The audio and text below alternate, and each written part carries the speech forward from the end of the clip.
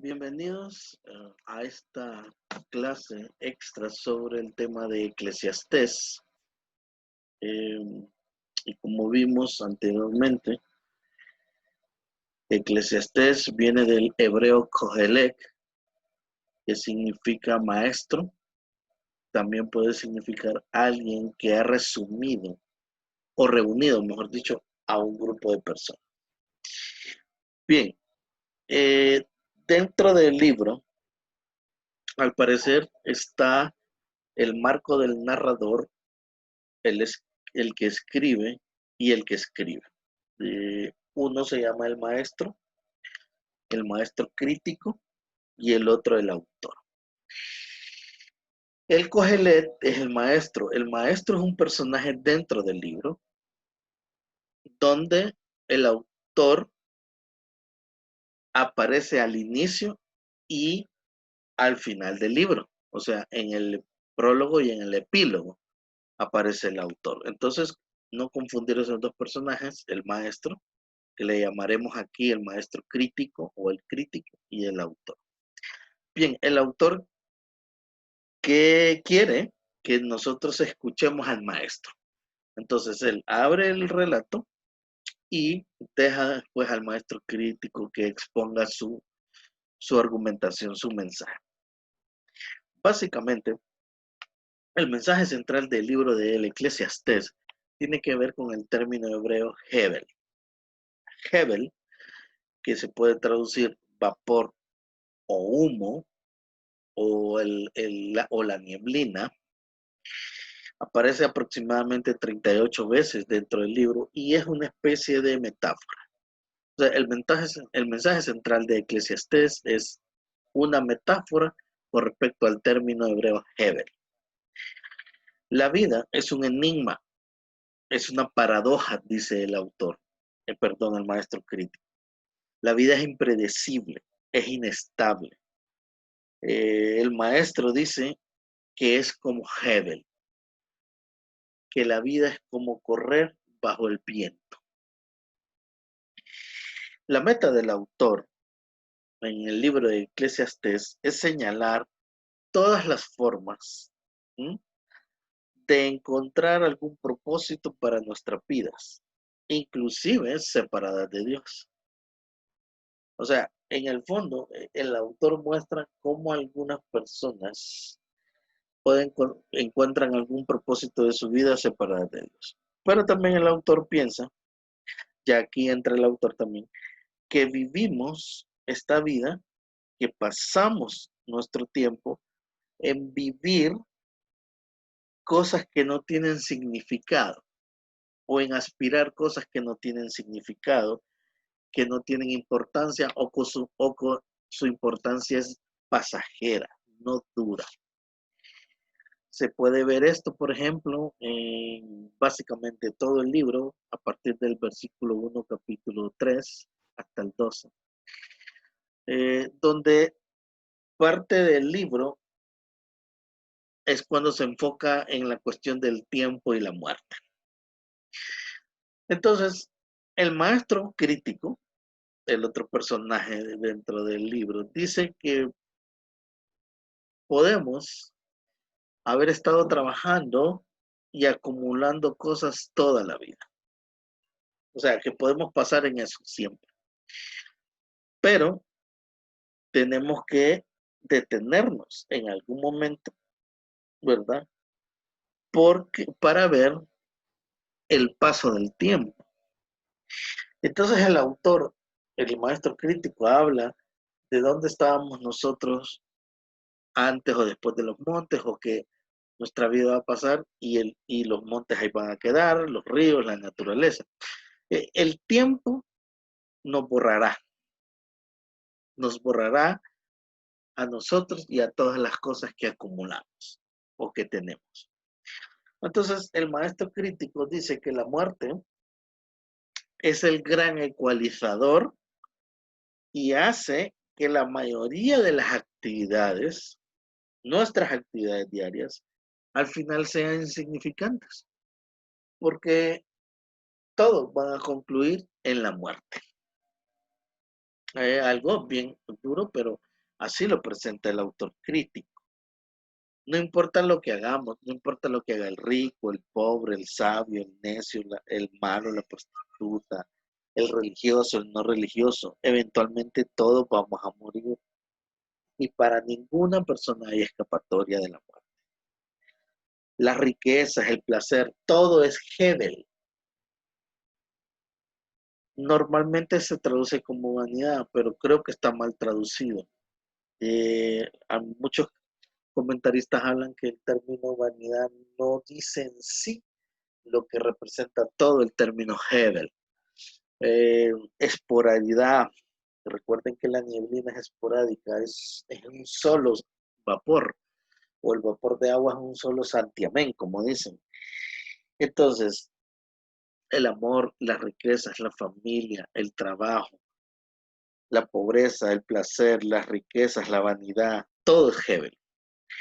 El maestro está promoviendo, el maestro crítico, el que está relatando, perdón, el que está hablando en el libro, está promoviendo que vivir en sabiduría y en temor a Yahvé tiene ventajas, tiene buenas ventajas, porque nos puede ir bien en la vida.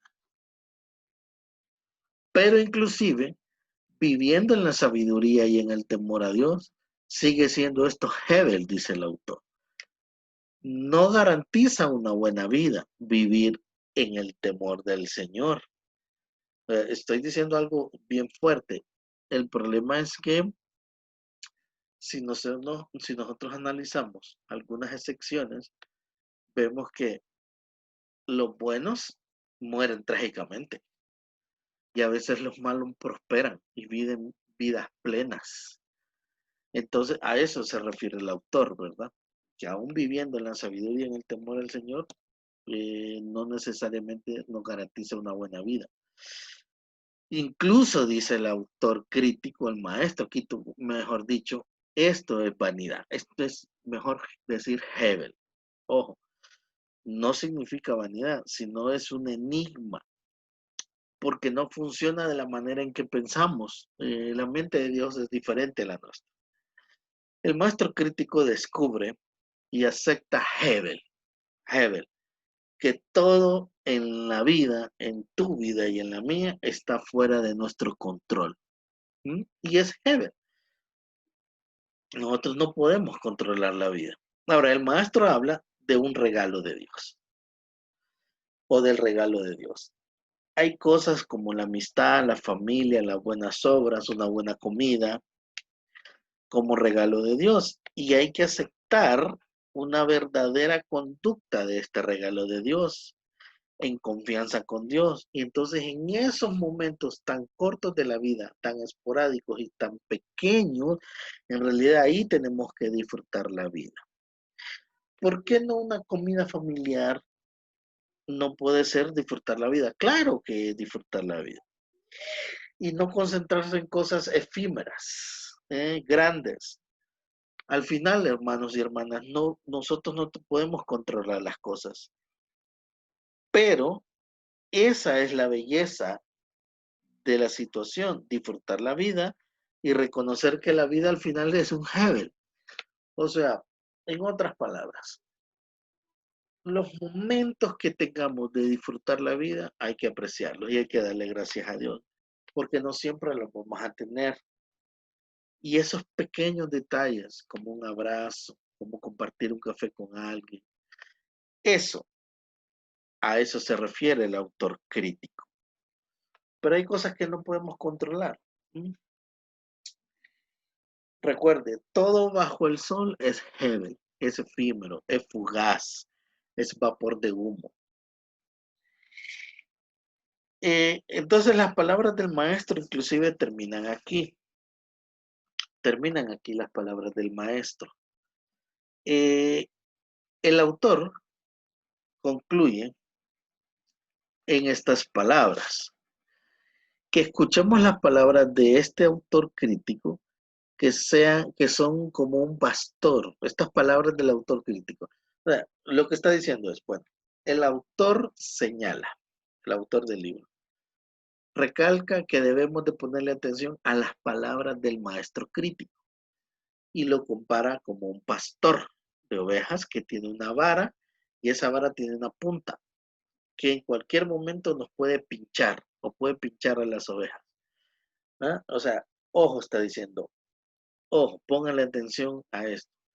Pero el maestro crítico lo que intenta decir al pinchar es que para que nosotros tengamos una dirección correcta, entonces necesitamos una advertencia. El autor te advierte que no lleves, que no lleves una vida, digamos, en libros, tratando de resolver los problemas existenciales de la vida. ¿Ah? El autor concluye al final, teme a Dios y guarda sus mandamientos, porque al final Dios juzgará todo y todos. Entonces, pero lo que da la razón a la vida, al final es esperar el juicio de Dios. Un día Dios quitará todo Hebel, toda vida efímera, toda vanidad, todo humo, y traerá una verdadera justicia a este mundo. Esa es esperanza la que debe de motivarnos a nosotros a vivir una vida de honestidad y de integridad delante de Dios, a pesar de los confusos que son los misterios de la vida, porque la vida es un completo Hebel, o sea que la vida es un vapor de humo. ¿Sí? Es un misterio, no está en nuestras manos, no tenemos el control de nuestra vida. Y hablando de sabiduría, el maestro crítico plantea otro modelo de sabiduría aquí en Eclesiastés y abre con una pregunta. ¿Qué significa vivir en este mundo? Vivir bien en este mundo. Recuerden que cuando empezamos a hablar de sabiduría al principio de las clases, resumíamos que lo sapiencial tiene que ver con saber vivir bien la vida. Entonces, Eclesiastés se pregunta, o más que todo el maestro crítico, ¿qué significa vivir bien en este mundo? El maestro es un crítico, ¿verdad? Es la voz principal del relato. ¿Ah? Este piensa que usar la sabiduría te dará éxito. Ahora, debajo del sol no tiene sentido, dice. El maestro crítico, que es la voz principal en el libro, menciona estas palabras. Ahora, el autor es quien reúne las palabras del crítico y al final establece una conclusión. Es el que tiene la última palabra.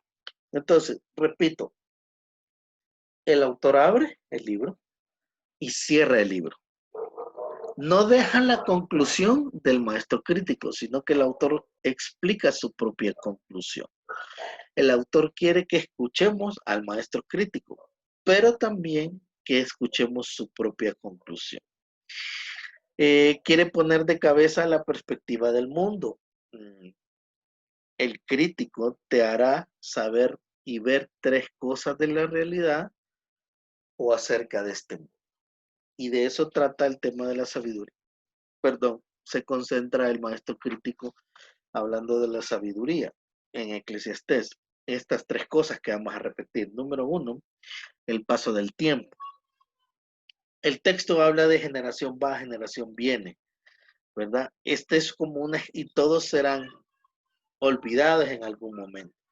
Esto es como una escala cósmica, donde nosotros, usted y yo, somos de alguna manera olvidados y en realidad somos un pequeño pestañeo. Esto en comparación con la creación de las estrellas, por ejemplo, cuando nacen, cuando mueren, y al morir estas forman planetas y forman otras estrellas. O sea, todo ese tiempo, si nosotros comparamos el tiempo del nacimiento de una estrella o la vida de una estrella con nuestra vida, en realidad nosotros somos un pestañeo, un significante punto en el tiempo. A eso nos referimos cuando hablamos del paso del tiempo. Entonces, en medio de este trasfondo cósmico, toda mi vida existe o toda mi existencia es como un pestañear en el tiempo. No es nada mi vida. ¿Mm? Todos vamos a morir. Es la segunda parte que habla el crítico de las tres cosas acerca de este mundo. Todos vamos a morir algún día. Los humanos tendrán el mismo destino que los animales inclusive. ¿Mm? Los justos, los injustos, los buenos, los prósperos, los que no tienen prosperidad, las mujeres, los niños, los ancianos, todos comparten un mismo destino. Todos nos vamos a morir algún día. ¿Ah? El crítico habla de esto, en realidad. O sea, al final las cosas no perduran. Para el crítico las cosas no perduran y todos van a morir. Y el tercer punto importante aquí en Eclesiastés con respecto a la sabiduría es la naturaleza aleatoria de la vida. No es la vida aleatoria, dice en Proverbios, pareciera que es aleatoria.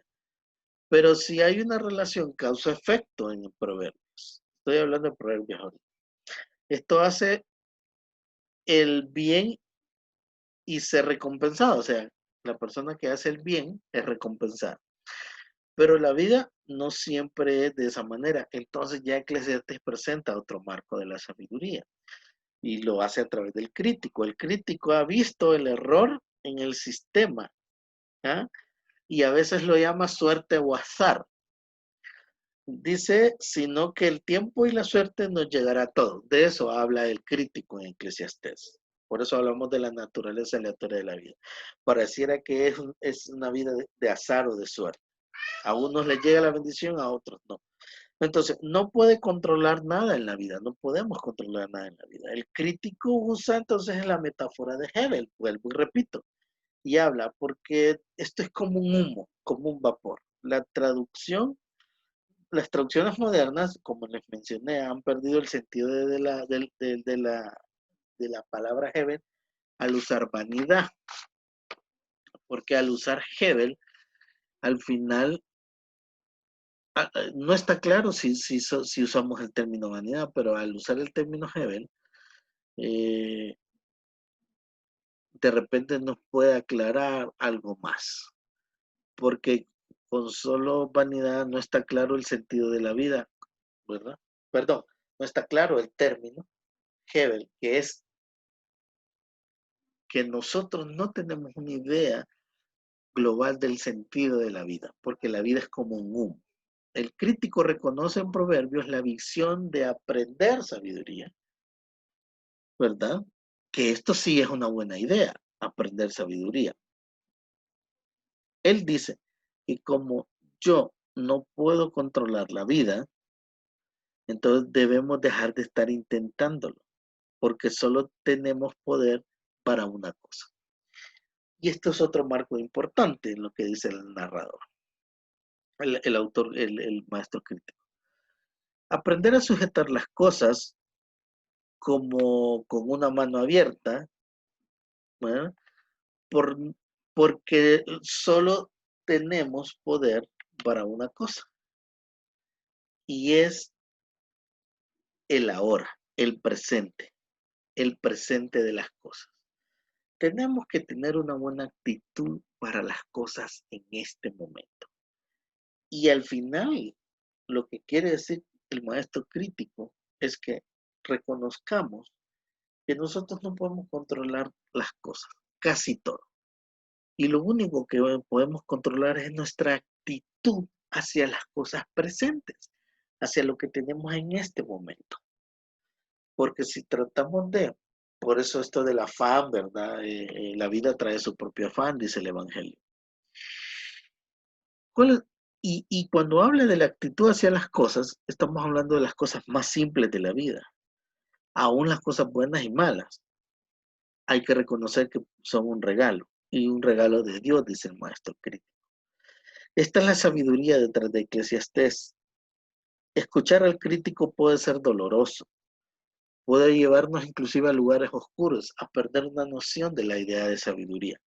Pero entonces, por eso el autor entra y termina el libro y habla al final de todo esto y concluye que él no quiere que perdamos la esperanza, él quiere que nos hagamos humildes y que entendamos que a pesar de que todo es Hebel, todo es efímero, todo es vapor de humo, la vida tiene un sentido. Te enseña que un día Dios despejará todo Hebel, toda duda, todo humo, toda vanidad, ah, toda cosa incoherente que no entendemos y toda cosa que está fuera de nuestras manos y nos traerá justicia. Una justicia sobre todo lo que hemos hecho, que la respuesta adecuada al final es el temer a Dios y guardar nuestros mandamientos. Vivir bajo esa premisa, a pesar de que todo sea Hebel, todo sea vapor de humo. Bien, es todo por esta sesión. Dios me les bendiga y nos encontraremos la próxima clase.